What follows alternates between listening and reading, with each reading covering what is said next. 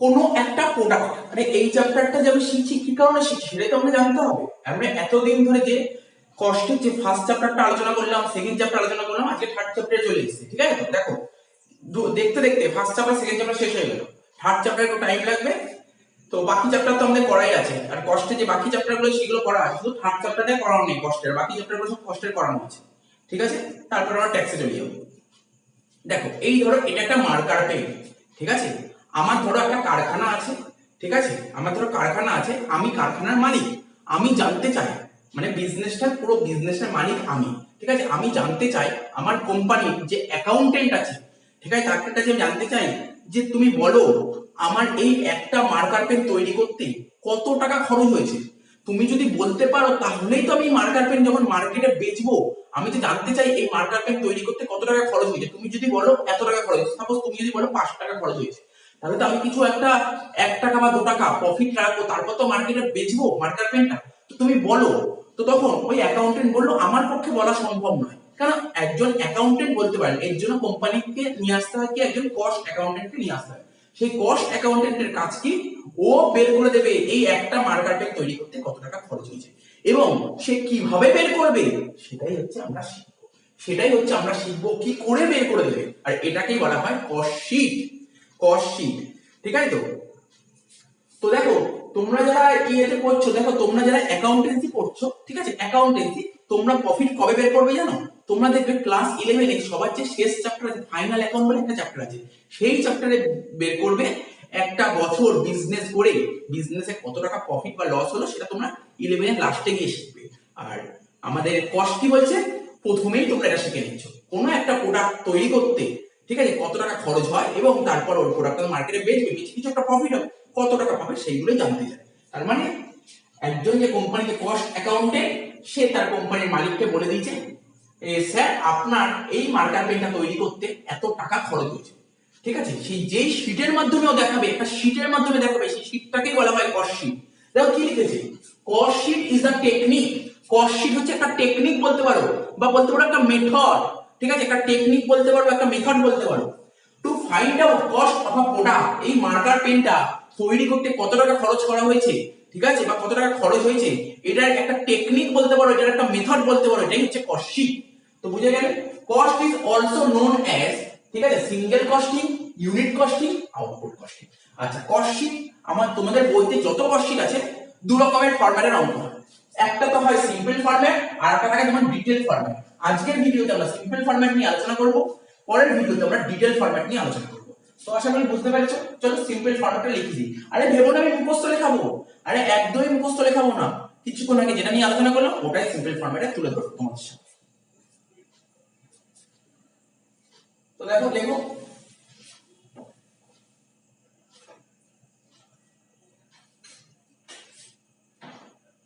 এখানে লিখতে হয় প্রথমে, এখানে লিখতে হবে, কেউ লিখে স্টেটমেন্ট অফ কস্ট, কেউ লিখে স্টেটমেন্ট অফ কস্ট, বা কেউ লিখে কস্ট শীট।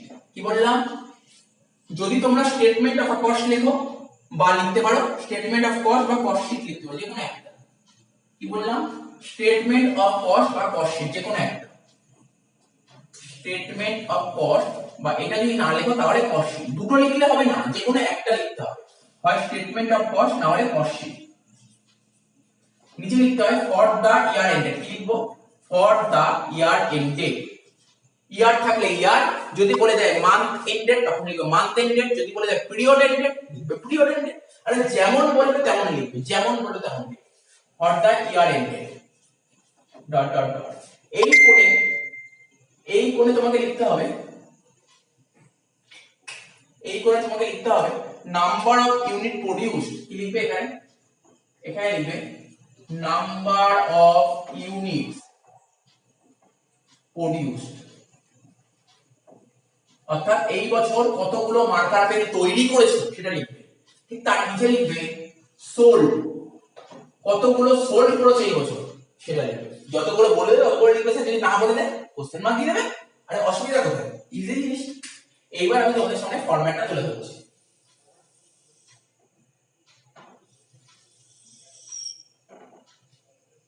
ঠিক আছে, দাগটা দেখে নিয়ে যাও কেমন দাগ হবে, দেখে নাও দাগটা দেখেছো কেমন দাগ হয়। এখানে কিন্তু দেবো না ডেবিট ক্রেডিট হবে, কোনো ডেবিট ক্রেডিট হয় না এখানে, ঠিক আছে। এখানে লিখো পার্টিকুলারস, ঠিক আছে। এখানে লিখো রুপিস, ঠিক আছে। দেখো মনে করার চেষ্টা করো কি বলেছিলাম, আমরা কি বললাম এতক্ষণ ধরে, মনে করার চেষ্টা, কিছু বলেছিলাম তো। এই ধরো এই মার্কার পেনটা তৈরি করবো, তাই তো। মার্কার পেনটা তৈরি করতে কি খরচ হবে, প্রথমে কি লাগতো, ম্যাটেরিয়াল লাগতো, মনে করো, মনে পড়ছে, ম্যাটেরিয়াল, লেবার, এক্সপেন্সেস। তার মানে কি বলেছিলাম কিছুক্ষণ আগেই বললাম, কোনো একটা প্রোডাক্ট তৈরি করতে, ঠিক আছে, যত রকমের ডাইরেক্ট খরচ হয়, সব করা ডাইরেক্ট খরচকে আমরা একবারে কি বলি, প্রাইম কস্ট বলি। সব করা ডাইরেক্ট মানে একটা ম্যাটেরিয়ালের ডাইরেক্ট, ঠিক আছে, একটা লেবারের ডাইরেক্ট, একটা এক্সপেন্সের ডাইরেক্ট, তিনটে ডাইরেক্ট যোগ করলে হয় আমাদের প্রাইম কস্ট। কিছুক্ষণ আগেই বলেছি, নতুন করে বলার কিছু নেই। তাই এটাকে কি লিখবো, ডাইরেক্ট ম্যাটেরিয়াল। কি লিখলাম, লিখো ডাইরেক্ট ম্যাটেরিয়াল, ঠিক আছে। ডাইরেক্ট ম্যাটেরিয়াল না দিয়ে কখনো কখনো কোশ্চেন তোমাকে র ম্যাটেরিয়াল কনজিউম দিয়ে দিতে পারে, তাহলে সেক্ষেত্রে তুমি র ম্যাটেরিয়াল কনজিউম লিখবে,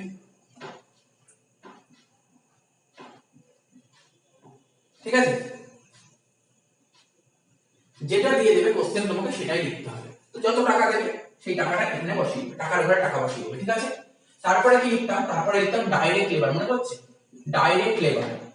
এই ডাইরেক্ট লেবার কি কি নাম আছে, দেখো প্রোডাক্টিভ লেবার, প্রোডাক্টিভ লেবার, তারপর লিখো ম্যানুফ্যাকচারিং ওয়েজেস, সব একই জিনিস, যে কোনো একটা নাম থাকতে পারে, ঘাবড়ে যাবে। ধরো আমি তোমার ডাইরেক্ট লেবার শেখালাম, এক্সামে চলে এসেছে তোমার প্রোডাক্টিভ লেবার, বলে স্যার আপনি তো প্রোডাক্টিভ লেবার লেখাননি, আরে মানে একই। স্যার আপনি তো ম্যানুফ্যাকচারিং ওয়েজেস লেখাননি, আরে মানে একই। তো সেটাই বলতে চাইছি, ম্যানুফ্যাকচারিং ওয়েজেস, তিনটের নাম কিন্তু একই।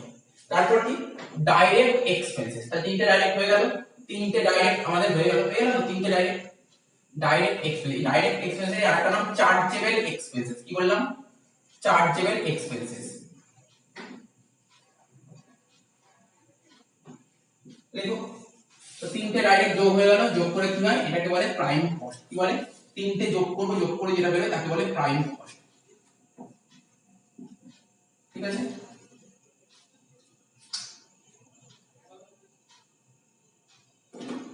আচ্ছা এরপরে কি করতাম, আমাদের সব ডাইরেক্ট যোগ হয়ে গেল, এবার আমরা সমস্ত ইনডাইরেক্ট খরচে ঢুকবো। তো প্রথম ইনডাইরেক্ট খরচ কি বলেছিলাম, ডিপার্টমেন্ট ওয়াইজ, ফ্যাক্টরি, আগে ফ্যাক্টরির ইনডাইরেক্ট খরচটা নাও, ঠিক আছে।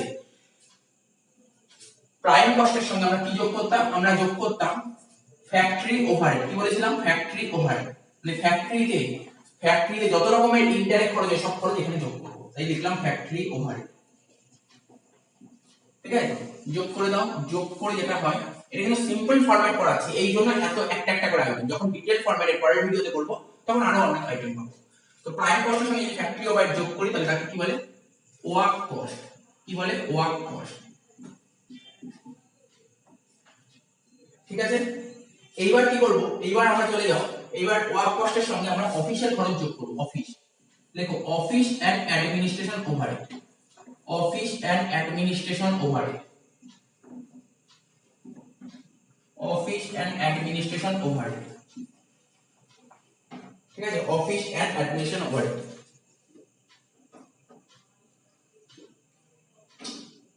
তো লিখেছো, এখানে টাকাটা লিখো, করে যোগ করে যেটা বেরোবে তাকে বলে কস্ট অফ প্রোডাকশন, তাকে কি বলে, কস্ট অফ প্রোডাকশন,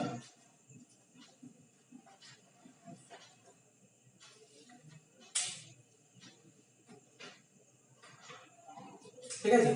এর সঙ্গে কি যোগ করতে হয়, এর সঙ্গে যদি থাকে opening stock of finish goods, কি লিখলাম, opening stock of finished goods, ঠিক আছে, opening stock of finished goods দেখো, এর থেকে মাইনাস করব closing stock of finished goods, closing stock of finished goods,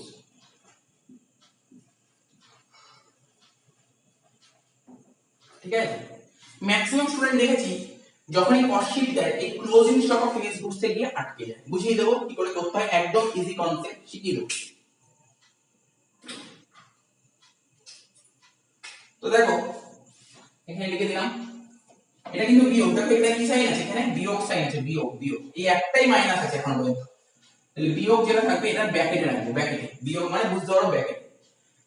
ডাক দিয়ে যেটা বলে তাকে বলে কস্ট অফ গুডস সোল্ড, কি বলে কস্ট অফ গুডস সোল্ড,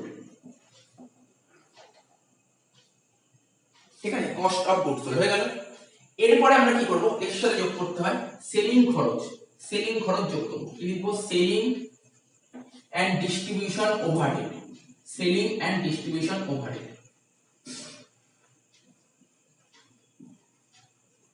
ঠিক আছে। যোগ করে যেটা বেরোবে তাকে বলে টোটাল কস্ট, তাকে কি বলে টোটাল কস্ট,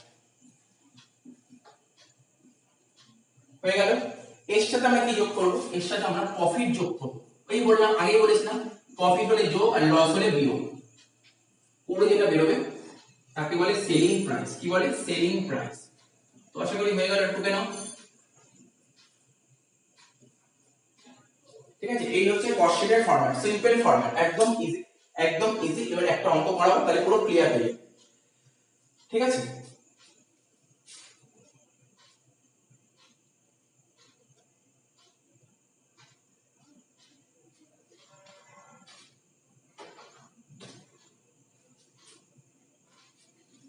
দাও কি কি বের করলাম, প্রাইম কস্ট, এগুলো গোল্লা করে দিচ্ছি, বক্স করে দিচ্ছি, এটা প্রাইম কস্ট বের করলাম, এটা ওয়ার্ক কস্ট বের করলাম, ঠিক আছে, এটা কস্ট অফ প্রোডাকশন বের করলাম, ঠিক আছে, এটা কস্ট অফ গুডস সোল্ড বের করলাম, এটা ছিল work cost, sorry total cost, আর এটা হচ্ছে সেল। তোমরাও এরকম কিন্তু বক্স বক্স করে তাহলে সুবিধা হবে, বেসিক্যালি এই জিনিসগুলো বের করতে হবে, বের করতে হয়। তো করব, কোশ্চেনটা খুলে নিই, ঠিক আছে। তো কোশ্চেনটা তোমরা স্ক্রিনে দেখতে পাচ্ছ, কি লেখা আছে, বলছে the following information has been obtained from the records of a manufacturing company limited for the production, কি বলেছে, for the production of 10,000 units of a product from 1st January to 31st March 2019। তার মানে কোন পিরিয়ডে দিয়েছে, জানুয়ারি মাস থেকে শুরু করে মার্চ মাস অবধি, মানে কি এটা কি দিয়েছে, এটা আমরা কোয়ার্টার এন্ডেড বলতে পারি। তোমরা জানো কোয়ার্টার, বছরে কটা কোয়ার্টার হয়, বছরে 4টে কোয়ার্টার, ঠিক আছে, বছরে 4টে কোয়ার্টার হয়। তার মানে বছরে এই 4টে কোয়ার্টার হয়, 12 মাসে তো এক বছর, 12 মাসে এক বছর, আর বছরে 4টে কোয়ার্টার, মানে এক একটা কোয়ার্টার ক মাস করে, 3 মাস করে, একটা কোয়ার্টারে 3 মাস হয়, এটা জেনে রাখো। তার মানে এখানে জানুয়ারি থেকে মার্চ অবধি দিয়েছে, তার মানে 3 মাস, তো একটা কোয়ার্টার, এটা তো কোয়ার্টার। তো তোমরা কি লিখবে, যখন এখানে লেখা ছিল না, আমি তো বলছি দেখো ফর দা ইয়ার এন্ডেড লেখা ছিল, ঠিক আছে, ফর দা ইয়ার এন্ডেড লেখা ছিল। তো ফর আমরা যখন ফরম্যাট দিলাম না, কস্টের যে ফরম্যাট আমরা কি লিখেছিলাম, ফর দা ইয়ার এন্ডেড দিয়েছিলাম, কি দিয়েছিলাম বলো, ফর দা ইয়ার এন্ডেড দিয়েছিলাম। তাই বলি কখনো ইয়ার এন্ডে থাকবে, কখনো মান্থ এন্ডে থাকবে, কখনো কোয়ার্টার এন্ডে, এটা বুঝে গেলাম এটা কোয়ার্টার এন্ডেড, ঠিক আছে। এত প্রেশার নিয়ে লাভ নেই, তোমাকে এখানে তো এরকম বলেছে, অন্যান্য অঙ্কে বলে দেবে, ডাইরেক্ট বলে দেবে। আচ্ছা এরপর কি বলেছে, সমস্ত ডেটাগুলো দেখে নিয়েছো, তো চলো অঙ্কটা করবো, ঠিক আছে। আমি আমি কি করব, আমি এই ফরম্যাটের মধ্যে অঙ্কটা করে দিচ্ছি, ঠিক আছে, আমি এই ফরম্যাটের মধ্যে অঙ্কটা করে দিচ্ছি। তোমরা কাজ করো, তোমরা দাগ কাটো, তোমরা আবার সেম ভাবে এরকম দাগ কাটো, ঠিক আছে, দাগ কাটো। আচ্ছা ঠিক আছে, আমি মুছে দিচ্ছি, ঠিক আছে, আমি মুছে দিচ্ছি, আমি প্রথম দিয়ে করছি।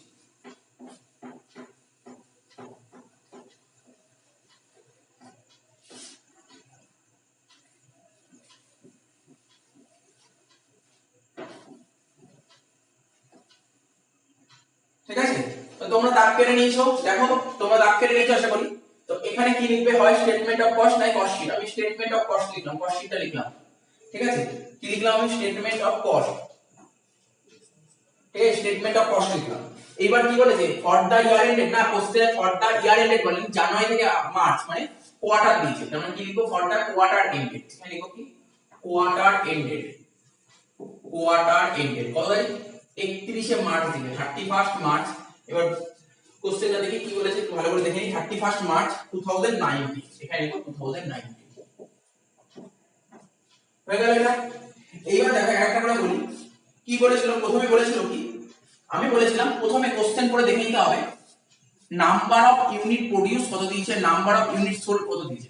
স্যার এই অঙ্কে বলে দিয়েছে এই কোম্পানি মানে এ ম্যানুফ্যাকচারিং কোম্পানি কতগুলো ইউনিট প্রোডিউস করেছে, 10,000 ইউনিট প্রোডিউস করে, 10,000, এই নাম্বার অফ ইউনিট প্রোডিউস করে কত, 10,000, এখানে লিখো 10,000 ইউনিট, ঠিক আছে, কতগুলো ইউনিট প্রোডিউস করেছে, 10,000।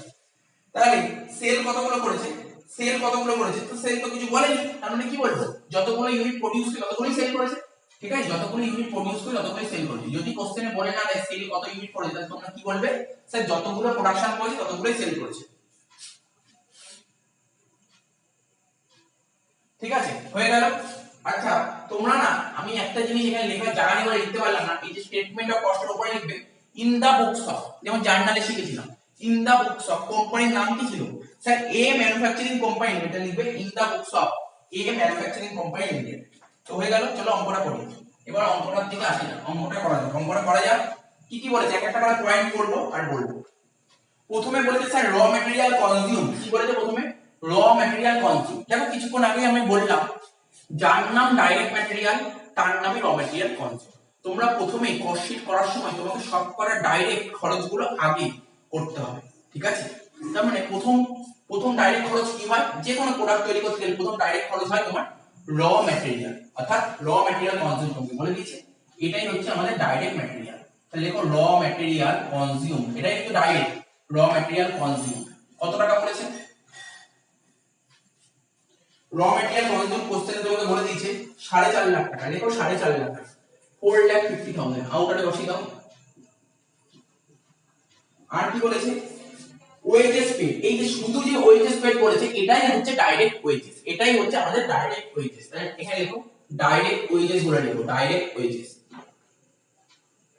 কত টাকা স্যার 2,40,000 টাকা দিচ্ছে, এখানে লিখে দাও 2,40,000। এবার দেখতে হবে কোন রকমের ডাইরেক্ট খরচ আছে কিনা। স্যার ডাইরেক্ট খরচ তো বলেনি, কিন্তু ডাইরেক্ট খরচের আরেকটা নাম বলেছিলাম, কি বলেছিলাম, চার্জেবল এক্সপেন্সেস। তাহলে লিখো এখানে চার্জেবল এক্সপেন্সেস। কোন অঙ্কে ডাইরেক্ট এক্সপেন্স বলে দেবে, কোন অঙ্কে চার্জেবল এক্সপেন্সেস বলে দেবে, যেটা বলবে সেটাই লিখবে। তো চার্জেবল এক্সপেন্স কত দিয়েছে 30,000 টাকা, তো এখানে লিখে দাও 30,000 টাকা। তো যোগ করতে হবে 4,50,000 যোগ 2,40,000 যোগ 30,000, তাহলে লিখো 4,50,000 যোগ 2,40,000 যোগ 30,000 কত হচ্ছে 7,20,000।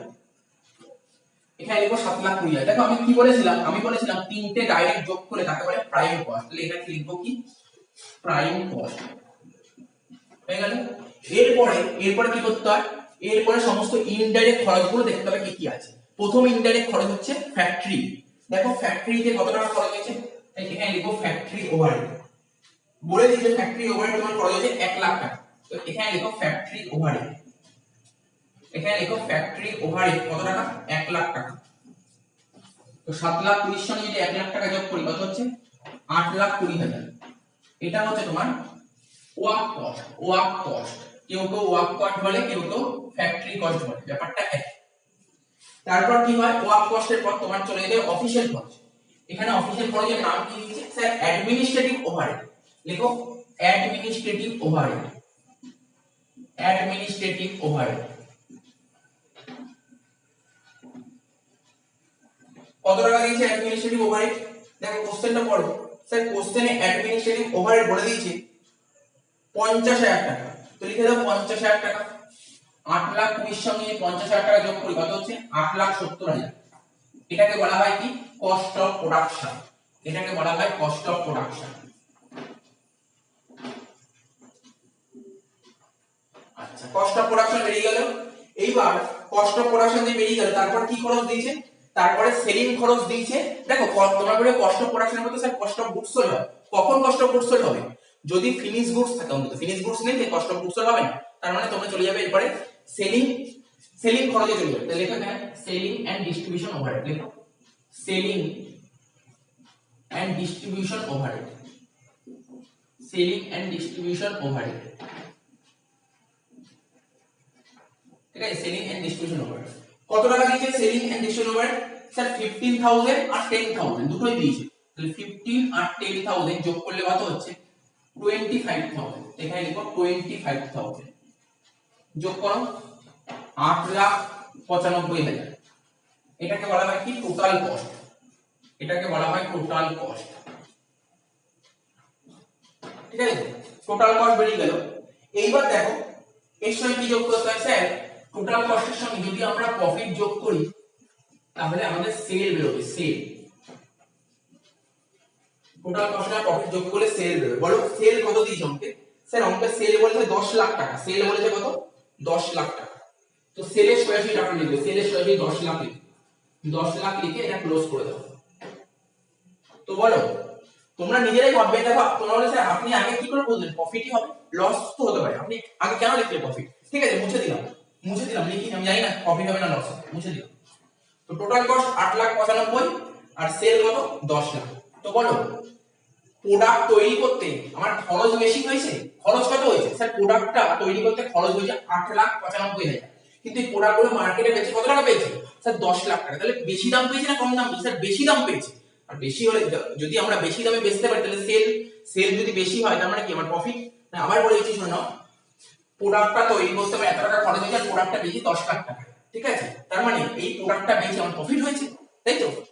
সেল যদি বেশি হয়, কস্টের তুলনায় যদি সেল বেশি হয় তাহলে কিন্তু প্রফিট বাড়ে, তাহলে সেল বেশি প্রফিট হয়েছে।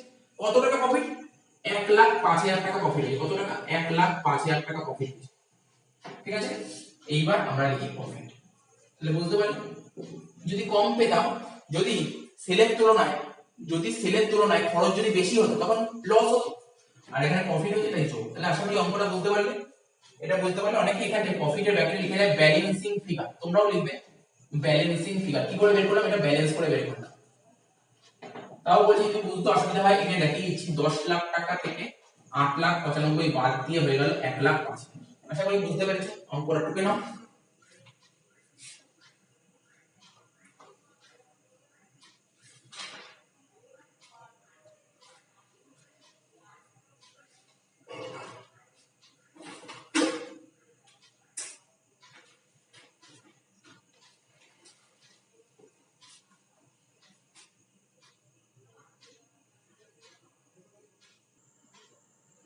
দেখো কি লেখা আছে, মানে কস্ট শীট যখন করব অনেক আইটেম নিতে নেই, কস্ট শীটে অনেক আইটেম নিতে নেই, জাস্ট আমি কয়েকটা নাম লিখেছি, ঠিক আছে? আরো কতগুলো নাম আছে যে নামগুলো তোমরা নিচে দেখতে পাচ্ছ, ঠিক আছে? কি লেখা আছে? following expenses are not to be included in the cost sheet because they are purely financial nature বা financial nature। কি বলছে? Interest on loan, interest on debenture, profit or loss on sale of fixed asset, income tax, dividend, interest on capital, bad debt, discount, preliminary expenses, এবং আরো অনেক item আছে। এই কটা নাম মনে রাখলেই হয়ে যায়, বাট বাকি নামগুলো আমি তোমরা দেখতে পাচ্ছ লেখাই আছে, মানে একটা স্ক্রিনশট দেখতে পাচ্ছ, স্ক্রিনশট দেখলে তোমরা বুঝতে পারবে। আচ্ছা আর কি, এবার অনেকে জানতে চায় এরকম জানতে চায় কস্ট পার ইউনিট কি করে বের করতে হয়, কস্ট পার ইউনিট কি করে বের করতে হয়। দেখো এখানে দেখিয়ে দিচ্ছি কস্ট পার ইউনিট বের করার নিয়ম। টোটাল কস্ট, কি লিখলাম? Total cost divided by number of unit,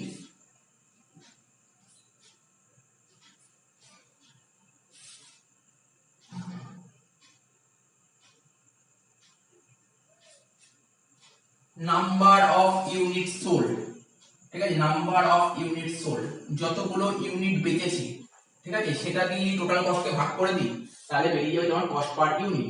এবার অনেকে জানতে চায় প্রফিট পার ইউনিট কি করে বের করতে হবে, প্রফিট পার ইউনিট কি করে বের করতে হয়। এটা বের করার ফর্মুলা, অঙ্কে যত টাকা প্রফিট বেরোবে, সেটাকে নাম্বার অফ ইউনিট সোল্ড দিয়ে ডিভাইড করে দেবে, নাম্বার অফ ইউনিট সোল্ড দিয়ে ডিভাইড করে দেবে, ঠিক আছে? হয়ে গেল।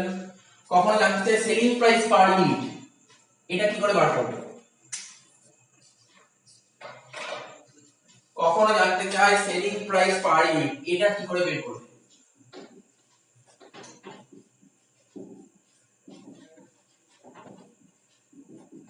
এটা বের করবে কি করে? টোটাল সেলস, টোটাল যত টাকা সেল হবে সেটাকে যদি তোমরা নাম্বার অফ ইউনিট সোল্ড দিয়ে ডিভাইড করে দাও, নাম্বার অফ ইউনিট সোল্ড দিয়ে ডিভাইড করে দাও, তাহলে বেরিয়ে যাবে সেলিং প্রাইস পার। কি কি বললাম? Cost per unit. Sir cost per unit বলতে কোনটা? ওই যে total cost, cost per unit. ধরো আমার একটা ফ্যাক্টরি আছে, সেখানে কিনা মার্কার পেন তৈরি করা হয়, তো আমি মালিক হিসেবে বললাম এক একটা মার্কার পেন তৈরি করতে কত টাকা করে খরচ হয়েছে, তখন সেই কস্ট অ্যাকাউন্টেন্ট বলবে মার্কার পেন, যতগুলো মার্কার পেন তৈরি করা হয়েছে সবকটা মার্কার পেন এগুলো তৈরি করতে এত টাকা খরচ হয়েছে, আর এতগুলো মার্কার পেন তৈরি করা হয়েছে, ঠিক আছে? কি বললাম আমি আবার বলছি, টোটাল কস্ট মার্কার পেন তৈরি করতে এবছর এত টাকা খরচ করা হয়েছে, divided by number of unit sold. Number of unit sold মানে তো বুঝতেই পারছো, নাম্বার অফ ইউনিট সোল্ড।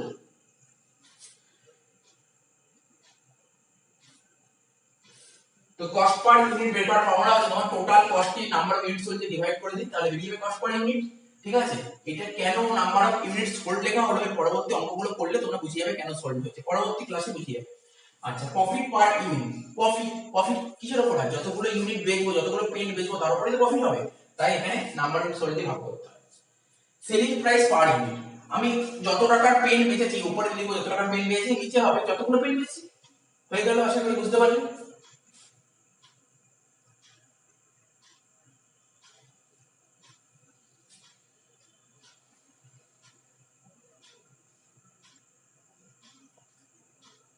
তো এই ভিডিওটা ভালো করে দেখে নাও, তারপরে এই ভিডিওটা ভালো করে যদি বুঝতে অসুবিধা হয় তাহলে পরের অঙ্কগুলো কিন্তু পারবে না। ঠিক আছে, তো এইগুলো ভালো করে দেখে নাও।